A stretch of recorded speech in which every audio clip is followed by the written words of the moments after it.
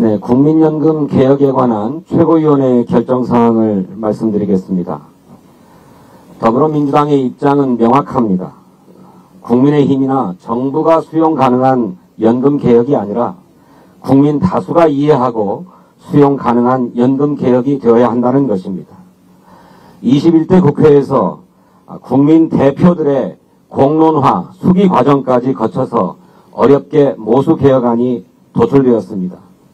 모수 개혁 중 보험료율은 13%로 인상한다는데 양당 간 이견이 없습니다.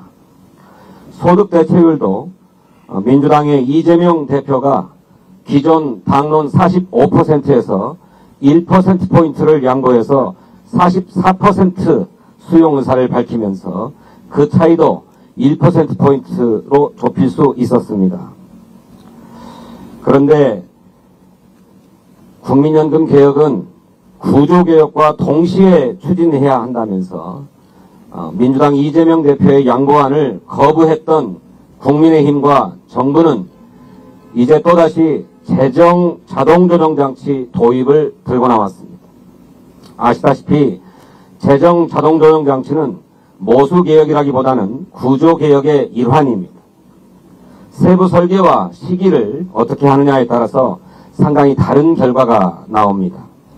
이를 두고 노동계와 시민사회, 전문가들의 도입 반대 의견이 표출되었습니다.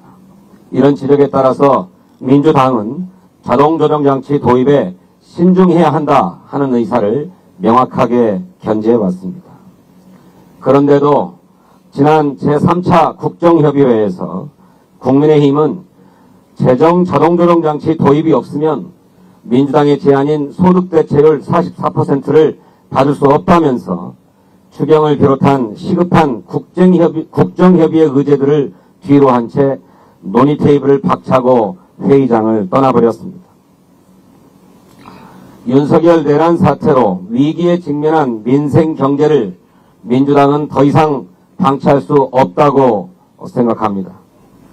이에 민주당은 이재명 당대표의 지시로 최고위원회의 논의 과정을 거쳐서 오직 국민을 위해서 대승적으로 한 번 더 양보하기로 결정했습니다.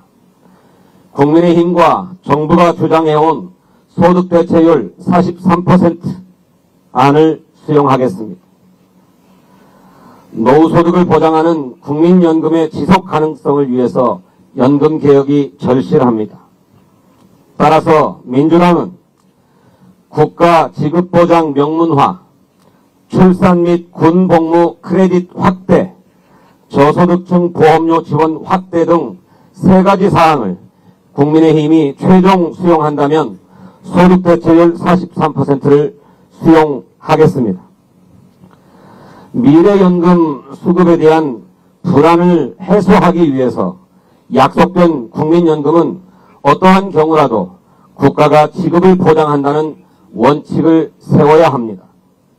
즉, 국민연금 국가 지급 보장을 국민연금법에 명시해서 국민이 더 이상 미래 국민연금에 대한 불안을 갖지 않도록 안정적으로 연금을 수령할 수 있다는 확신을 갖도록 해야 합니다.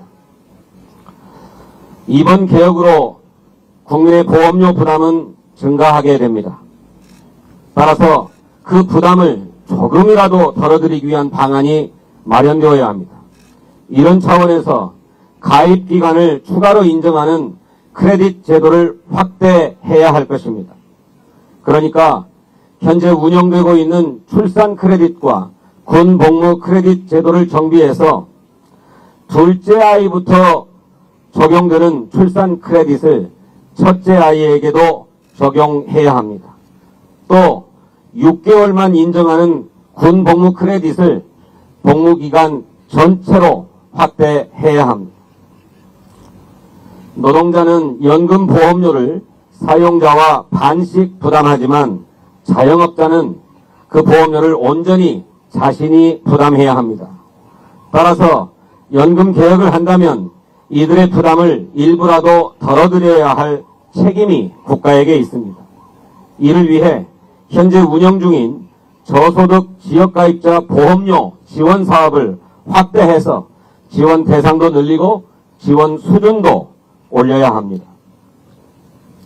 국가지급보장 명문화, 출산 군복무 크레딧 확대, 저소득층 지원 확대는 보건복지위원회에서 오랫동안 논의되어 왔고 여야 간에도 의견이 모아져 있습니다.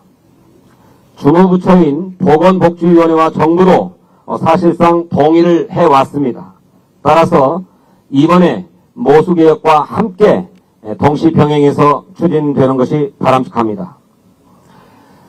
국민 여러분, 국민연금 개혁은 불가피하지만 그에 따른 국민의 부담도 증가하는 것은 사실입니다. 송구합니다. 늘어나는 부담을 감내해야 할 국민을 위해서 정치권과 정부가 최소한의 도리를 다하겠습니다. 특히 미래 연금 수급에 대한 국민의 불안을 덜어드리고 상대적으로 부담을 많이 져야 할 분들을 위한 대책도 함께 마련하겠습니다. 국회 보건복지위원회에서 이상과 같은 내용으로 모수개혁 입법을 신속하게 완료하고 국회에서 국민연금개혁 특별위원회를 구성해서 2단계 구조개혁 논의에 신속하게 착수하게 되기를 바랍니다. 감사합니다. 이상 발언을 모두 마치고 원내대표께서 회의를 폐회하시겠습니다. 제88회 최고위원회를 폐회하겠습니다.